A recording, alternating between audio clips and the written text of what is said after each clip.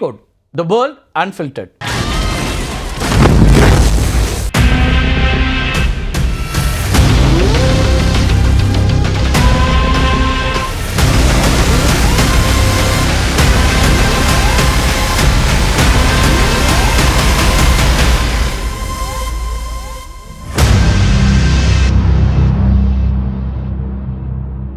America, Israel இந்த இரண்டு இராணுவங்களும் சேர்ந்து ஈரான் மீது தொடர்ந்து தாக்குதல் நடத்தி வரக்கூடிய சூழலில் ஈரானும் அதற்கான பதில் தாக்குதலை நடத்தி கொண்டிருக்கிறது. ஈரானுடைய அந்த பதில் தாக்குதலில் முக்கியமான அங்கம் வகிக்கக்கூடிய அமைப்பு IRGC. அது என்ன அமைப்பு அப்படிங்கிறத பற்றி விரிவாக நம்ம பார்க்கலாம். ஈரானுடைய பல அடுக்குகளை கொண்ட நிர்வாக முறையில் மிகவும் முக்கியமானதாக பார்க்கப்படுறது தி இஸ்லாமிக் ரெவல்யூஷனரி கார்ட் கார்ப்ஸ் அப்படின்னு சொல்லப்படுற IRGC.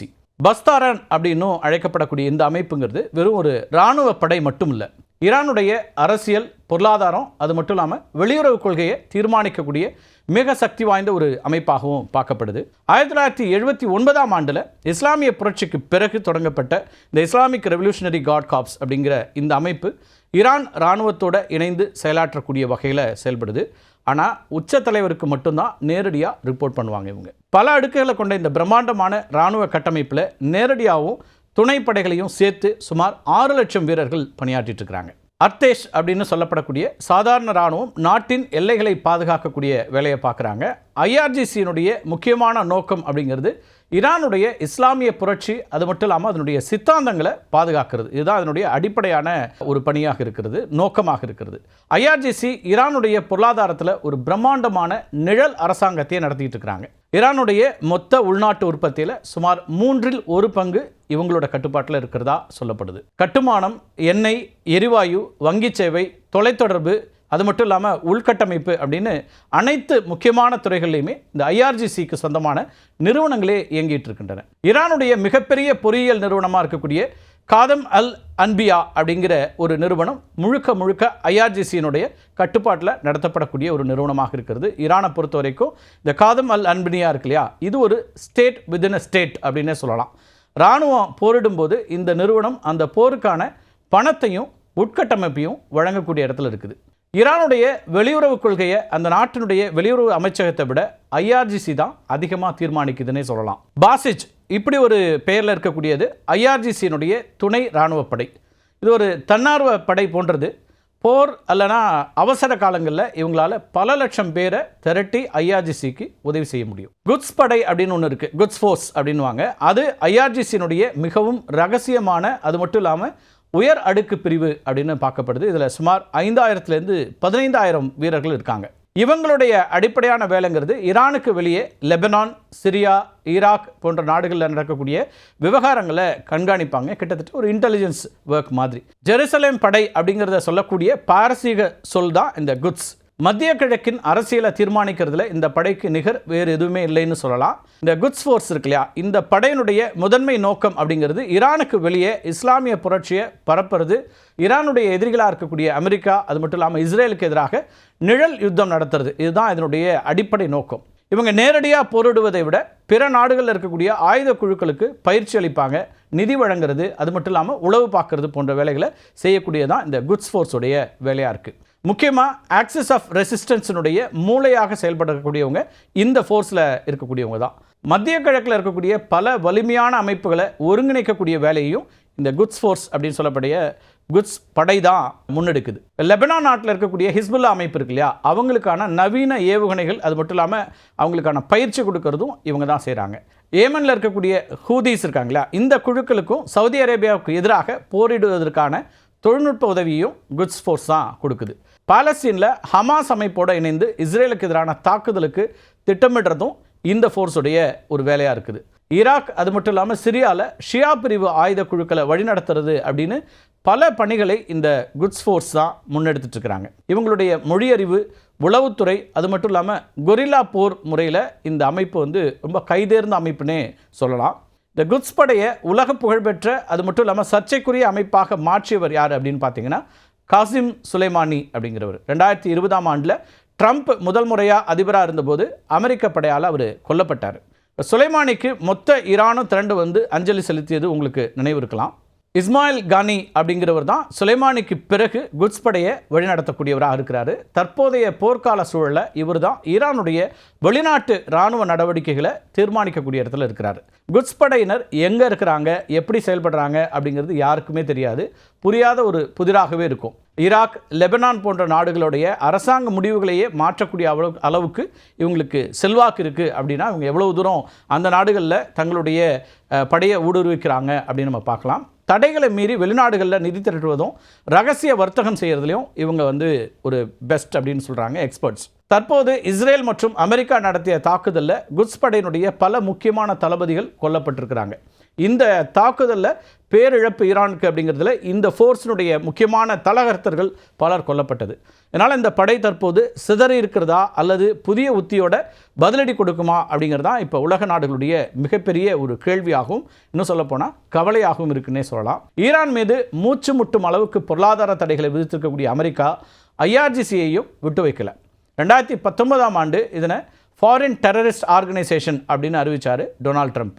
2024 ஜூனில் கனடா IRGC அமைப்பை அதிகாரப்பூர்வமாக தடை செஞ்சுருக்குது. பல ஆண்டு கால விவாதத்திற்கு பிறகு கடந்த ஜனவரி 29ஆம் தேதி ஐரோப்பிய ஒன்றியமும் இந்த IRGCயை பயங்கரவாத அமைப்பாக அறிவிச்சிருக்குது. ஈரானில் போராட்டக்காரர்கள் மீதான ஒடுக்குமுறை இதற்கு முக்கிய காரணமாக சொல்லப்பட்டுச்சு. இந்த தடைகள் IRGCயினுடைய நிதி ஆதாரத்தை முடக்கிறதுக்கு பெருமளவுக்கு பயன்பட்டுச்சு அப்படின்னே சொல்லலாம். மேற்கத்திய நாடுகளில் IRGC அது மட்டும் இல்லாமல் அதனுடைய கீழே இயங்கக்கூடிய நிறுவனங்களுக்கு சொந்தமான வங்கி கணக்குகள், சொத்துக்கள் இதெல்லாம் முடக்கப்பட்டுச்சு. கிரிப்டோ கரன்சி அது மட்டும் இல்லாமல் ரகசிய வங்கி பரிமாற்றங்கள் மூலமாக தடைகளை மீற முயலக்கூடிய IRGCயினுடைய நிழல் வங்கி அமைப்புகளை அமெரிக்க கருவூலத்துறை தீவிரமாக கண்காணித்து தடுத்துக்கிட்டே இருக்கிறாங்க. இந்த IRGCயினுடைய உயர் அதிகாரிகள் அது மட்டும் இல்லாமல் அவங்களுடைய குடும்பத்தினர் ஐரோப்பா, அமெரிக்கா, கனடா நாடுகளுக்கு பயணம் செய்யறதுக்கும் தடை விதிக்கப்பட்டிருக்கு. சில நாடுகளில் IRGCயில் பணியாற்றிய முன்னாள் வீரர்கள் அந்த நாடுகளுக்குள்ள நுழையறதுக்கு அனுமதி மறுக்கப்பட்டிருக்கு அப்படிங்கிறதெல்லாம் நம்ம பார்க்கணும். இந்த தடைகளுக்கு பதிலடியாக ஈரான் கடந்த மாதம் என்ன பண்ணாங்கன்னா, ஐரோப்பிய ஒன்றிய நாடுகளுடைய விமானம் மற்றும் கடற்படைகளை பயங்கரவாத அமைப்புகளாக அறிவிக்கிறாங்க. உச்ச தலைவராக இருந்த கமேனியினுடைய மறைவுக்கு பிறகு IRGCயினுடைய பொருளாதார சாம்ராஜ்யத்தை முடக்கிறதுக்கு அமெரிக்கா புதிய 2ஆம் நிலை தடைகளை அமல்படுத்தியிருக்கிறாங்க. இப்போ IRGC அதனுடைய வரலாற்றிலேயே மிக நெருக்கடியான, அது மட்டும் இல்லாமல் சவாலான ஒரு கட்டத்தில் இருக்குது அப்படின்னே சொல்லணும். கடந்த சில நாட்களாக நடந்துகிட்டு இருக்கக்கூடிய அமெரிக்கா மற்றும் இஸ்ரேலுடைய வான்வழி தாக்குதல்கள் இந்த அமைப்பை பெரிதும் பாதித்திருக்கிறது. IRGCயினுடைய தரைப்படை தளபதி முகமது பக்பூர் அது மட்டும் இல்லாமல் பல உயர்மட்ட தளபதிகள் கொல்லப்பட்டிருப்பதாக தகவல்கள் வந்துட்டு இருக்குது. டெஹ்ரானில் இருக்கக்கூடிய IRGCயினுடைய முக்கியமான கட்டளை மையங்கள் அது மட்டும் இல்லாமல் உளவுத்துறை அலுவலகங்கள்லாம் ஏவுகணை தாக்குதலில் அழிக்கப்பட்டிருக்கின்றன.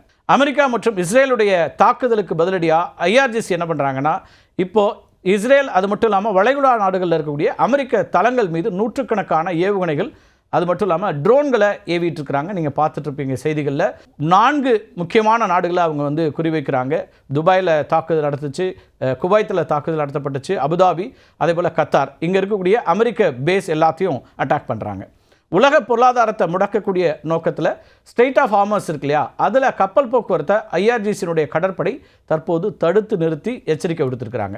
உச்ச தலைவர் கமேனியினுடைய மறைவுக்கு பிறகு ஈரானுடைய அரசியல் வெற்றிடத்தை IRGC நிரப்ப முயற்சிக்கிறதா தெரியுதுங்கிறாங்க அங்கே இருக்கக்கூடிய அரசியல் நோக்கர்கள். அதாவது வழக்கமான மிகவும் சிக்கலான சட்ட நடைமுறைகளை தவிர்த்துட்டு தங்களுக்கு சாதகமான ஒருத்தரை உடனடியாக உச்ச தலைவராக நியமிக்கிறோம் அப்படிங்கிறது தான் IRGC கொடுக்கக்கூடிய அழுத்தமாக இருந்துட்டு இருக்குது.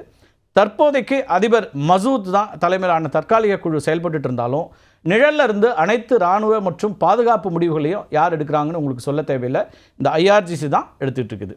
ஈரானுக்குள்ள மக்கள் போராட்டங்கள் வெடிக்காமல் இருக்கிறதுக்கு IRGCயினுடைய ஒரு பிரிவாக இருக்கக்கூடிய பாசிஜ், அதை பற்றி நான் உங்களுக்கு ஏற்கனவே சொல்லியிருக்கேன். இந்த படைகள் என்ன பண்ணுறாங்கன்னா, டெஹ்ரான் உள்ளிட்ட முக்கிய நகரங்களில் குவிக்கப்பட்டிருக்கிறாங்க. தாக்குதலுக்கு தேவையான உளவு தகவல்களை எதிரிகளுக்கு கசிய விட்ட துரோகிகள் அப்படின்னு ஒரு சிலரை அவங்க பார்க்குறாங்க. அவங்கள கண்டறியறதுங்கிறது தான் IRGCயினுடைய இப்போ தீவிரமான ஒரு வேலையாக இருக்குது. அதுக்கு உள்நாட்டு விசாரணைகளை தொடங்கி இருக்குது இந்த அமைப்பு. IRGC இப்போது காயமடைந்த ஒரு புலி போல செயல்பட்டு இருக்குது. அதனுடைய கட்டமைப்பு ஓரளவுக்கு சிதைக்கப்பட்டிருந்தாலும் அதனுடைய ஏவுகணை பலம் அது மட்டும் இல்லாமல் ப்ராக்சி குரூப்ஸ் உலகத்திற்கு இன்னும் பெரிய அச்சுறுத்தலாகவே இருக்குது அப்படின்னு பார்க்க வேண்டியிருக்குது.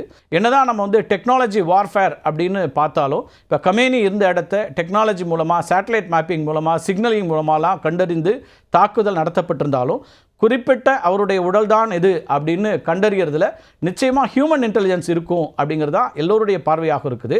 அப்போ அந்த இடத்திற்கு ஊடுருவி இருக்கக்கூடிய மொசாத் அமைப்பினுடைய இன்டெலிஜென்ஸ் பிரிவினர் அல்லது இங்கே இருக்கக்கூடியவங்க துரோகிகளாக மாறி இருக்கிறாங்க அப்படின்னு தான் ஐஆர்ஜிசி பார்க்குது. இப்போ அப்படியானவர்களை கண்டறியறது அப்படிங்கிறதுக்கான வேலைகளையும் அவங்க இப்போ வந்து ஈடுபட்டிருக்கிறாங்க. ஒரு பக்கம் இது நடந்துட்டு இருக்கிற போது இன்னொரு பக்கம் ஈரானுடைய இறையாண்மையை தாங்கி பிடிக்கக்கூடிய தூணாகவும் அந்த நாட்டினுடைய தொழில்நுட்ப அது மட்டும் இல்லாமல் ஏவுகணை வளர்ச்சியின் அடையாளமாகவும் ஐஆர்ஜிசி பார்க்கப்படுது. இன்னொரு பக்கம் சர்வதேச தடைகள், உள்நாட்டு போராட்டங்கள், அது மட்டும் இல்லாமல் இப்போ ஏற்பட்டிருக்கக்கூடிய தலைமை மாற்றங்கள் இந்த அமைப்புக்கு முன்னெப்போதும் இல்லாத சவால்களை உருவாக்கியிருக்குன்னே சொல்லலாம். இந்த அமைப்பினுடைய அடுத்தடுத்த நகர்வுகள் அப்படிங்கிறது ஈரான் அப்படிங்கிற தேசத்தினுடைய தலையெழுத்தை மட்டும் இல்லை, ஒட்டுமொத்த உலக பொருளாதாரத்தையும் அமைதியையும் தீர்மானிக்கக்கூடிய ஒரு காரணியாகவும் அமையும் அப்படிங்கிறதுல எந்த சந்தேகமும் இருக்க முடியாது. ஒரு முக்கியமான ஒரு படைப்பிரிவாக உருவாக்கப்பட்டு செயல்பட்டு இருக்குது. இவங்க தான் இப்போ பதிலடி கொடுத்துட்டு இருக்கிறாங்க. ஆனால் இது எவ்வளவு நாள் நீடிக்கும் அப்படிங்கிற ஒரு கேள்வி எழுந்திருக்கிறது. மீண்டும் ஒரு காணொலியை சந்திக்கலாம் நண்பர்களே. நன்றி, வணக்கம்.